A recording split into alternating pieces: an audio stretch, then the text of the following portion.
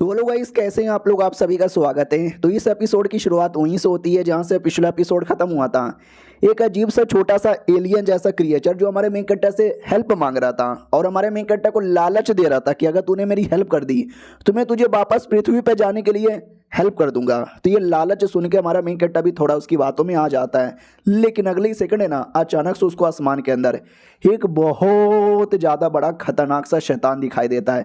बस हमारा main character उसको देख पा रहा था और कोई उसको देख नहीं पा रहा था। और वो जो छोटा सा एलियन था वो भी कहता क्या हुआ, आसमान में किसको देख रहे हो। हमारा मेन कैरेक्टर भी कहता ना ना किसी को नहीं देख रहा हूँ, बस चांदनी रात यहाँ पे देख रहा था। उससे मुझे याद आया जो मैंने बोला था तुम्हारी हेल्प करने का। आई एम सॉरी यार, मैंने अपना मूड बदल लिया, मैं नहीं करने वाला हेल्प, किसी और को ढूंढ लो। तो वो भी कहता है ऐसा क्यों यार, कर लो ना मेरी हेल्प यार प्लीज़, बदले में तुम्हें जो चाहिए वो सब कुछ यहाँ पे मिल जाएगा। क्या हुआ, आसमान में तुम्हें कुछ दिखाई दे रहा है क्या, डरावना सा या अजीब सा। वो जो आसमान वाला क्रिएचर है ना वो भी डरावनी आवाज़ में पूछ लेता है कि क्या हुआ, तू मुझे देख सकता है। अब ये सुनते ही हमारा मेन कैरेक्टर डर जाता है कि अरे यार मुझे ऐसा लगता है ये छोटा एलियन और वो बड़ा शैतान, ये दोनों आपस में मिले हुए हैं और ये कोई अच्छा काम नहीं करवाना चाहते हैं। कोई ना कोई इनका बहुत ही ज़्यादा बुरा मकसद यहाँ पर है और उसको बस मैं देख सकता हूँ। और मैंने हाँ बोल दिया ना, न जाने क्या से क्या हो जाएगा। और वो छोटा एलियन अभी भी नाटक कर रहा है, क्या हुआ, क्या देख रहे हो, तुम डर क्यों रहे हो, बोलो ना यार, हेल्प कर दो ना प्लीज, तुम्हारे सामने हाथ जोड़ रहा हूँ। हमारा मेन कैरेक्टर भी लग शांत हो जा, शांत हो जा, शांत हो जा, शांत हो जा, शांत हो जा, शांत हो जा, डरने की जरूरत ही नहीं है। क्या ना, मुझे तुम्हारी हेल्प नहीं करना क्योंकि तुमने मुझे क्या बोला, तुम मुझे पृथ्वी पे पहुंचा दोगे, लेकिन अब ये दुनिया में रहते रहते मुझे ये दुनिया की आदत लग गई है। पृथ्वी पे जाने का मुझे कोई मूड वूड यहाँ पे नहीं है। कोई और बंदा अगर पृथ्वी का फंसा होगा उसको यहाँ पे पहुंचा देना, I am happy with this life, okay ठीक है बाय।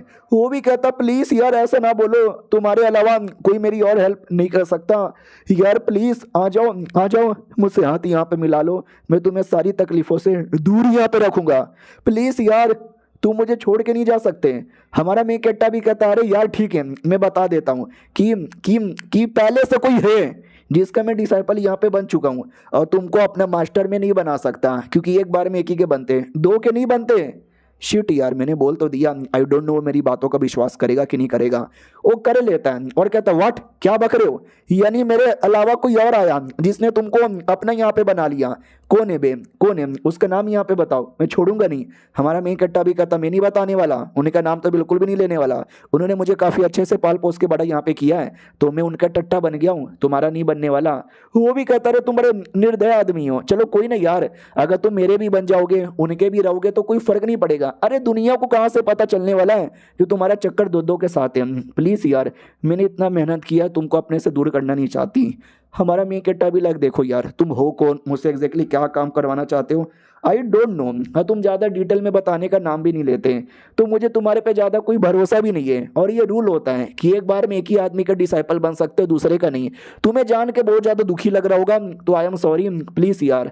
वो भी कहता है अरे यार, यानी तुम यहाँ पे नहीं माने, लेकिन मुझे ऐसा लगता है तुम्हें ये मालूम चल चुका है ये शैतान। हमारा मेन कट्टा भी कहता क्या शैतान, कोई शैतान नहीं। वो भी कहता चलो अब नाटक करना बंद कर दो, मेरे पीछे एक बहुत बड़ा शैतान है जिसको तुम कब से यहाँ पे देख पा रहे हो। वो शैतान भी कहता यस, तू एक पहला नॉर्मल आदमी है जो मुझे देख पा रहा है इसके अलावा कोई और देख नहीं सकता। वो छोटा एलियन भी कहता यस, मानना ही पड़ेगा, तभी तो मैं तुझे चूज करने आया था क्योंकि तेरे में वो बातें जो किसी और में बात ही नहीं है। हमारा मेन कट्टा भी लग फक, यानी इन दोनों को पहले से मालूम था, ये लोग बस ओवर एक्टिंग कर रहे थे और अचानक से लड़की की बॉडी में जो कुछ कुछ हो रहा था कहीं ऐसा तो नहीं है उसके पीछे भी इन्हीं का हाथ है। वो लोग भी कहते या तुमने सही पकड़ा है, उसके पीछे भी हमारा ही हाथ था।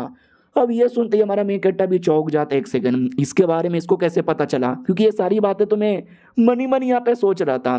तो वो भी कहता सोचो सोचो, जो भी बातें मनी मन सोचनी है मैं मन की बातें भी पढ़ सकता हूँ। और ये सुनते ही हमारा मेन कैरेक्टर और डर जाता है कि व्हाट, ये मन की बातें पढ़ सकता है, न जाने इसने मेरे मन से और क्या क्या कीमती कीमती चीजें पढ़ ली होगी। वो भी कहता है यार काफी कीमती चीजें पढ़ ली थी, कुछ सिस्टम सिस्टम करके तेरे दिमाग में आ रहा था ना। हमारा मेन कट्टा भी लग ओ फक यार, ये तो एकदम गलत ही हो रहा है, ये तो बिल्कुल ऐसा ही है कि हम दोनों बैठ कर है ना एक कार्ड का गेम खेल रहे हैं, मुझे कोई आइडिया नहीं है कि सामने वाला के पास कौन कौन से कार्ड है और वो कौन कौन सी पत्ती चलेगा, लेकिन उसको मालूम है कि मेरे पास कौन कौन सा कार्ड यहाँ पर है। फक यार, ऐसे तो मैं ही यहाँ पे हारूंगा।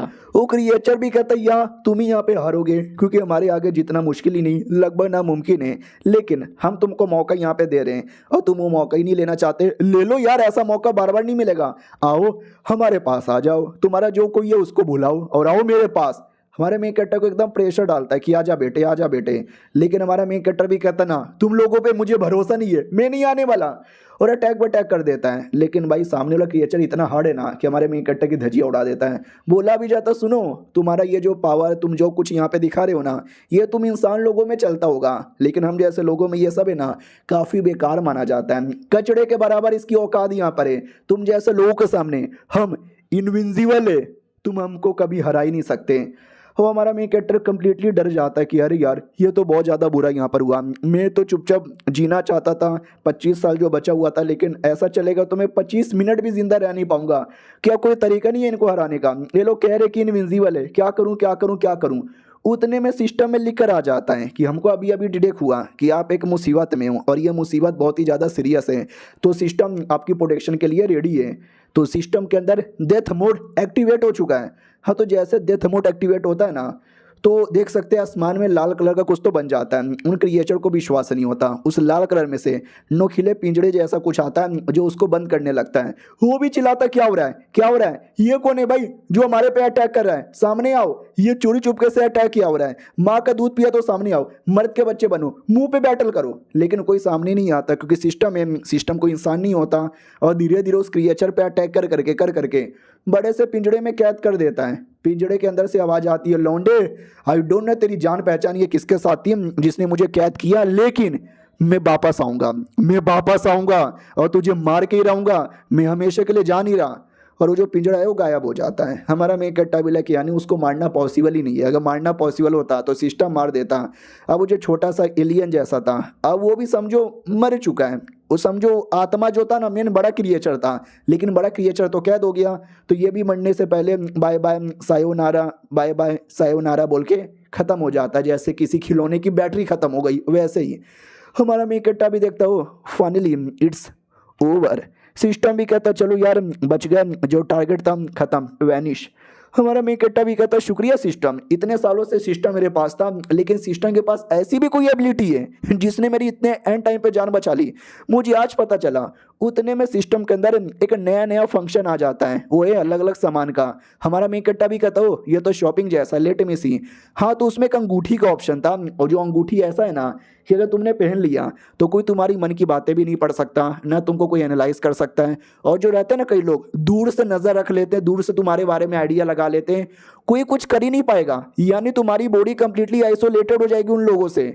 अब ये देखते ही हमारा मेन कैरेक्टर तो खुश हो जाता कि वाह यार, पिछले बार उस एलियन ने मुझे ऑलमोस्ट एक्सपोज कर दिया था, लेकिन अगर ये अंगूठी मेरे पास रहेगी तो मैं आसानी से बच जाऊंगा। भाई द वे ये बनाने के लिए मुझे क्या चाहिए, तो हेवन माइंडिंग स्टोन नाम का एक स्टोन है, वो सबसे इंपॉर्टेंट है। और हमारा मेन कैरेक्टर पूरा डाउट में आ जाता है कि मैंने इस स्टोन के बारे में कभी सुना ही नहीं है, तो मैं कहाँ से लाऊंगा? मास्टर से पूछ लेता हूँ, शायद उनको मालूम होगा। और ये चैप्टर यहीं पे ख़त्म हो जाता है। देखते हैं मास्टर हेल्प कर पाता है कि नहीं। हम मिलते हैं किसी और वीडियो में, जब तक के लिए बाय बाय।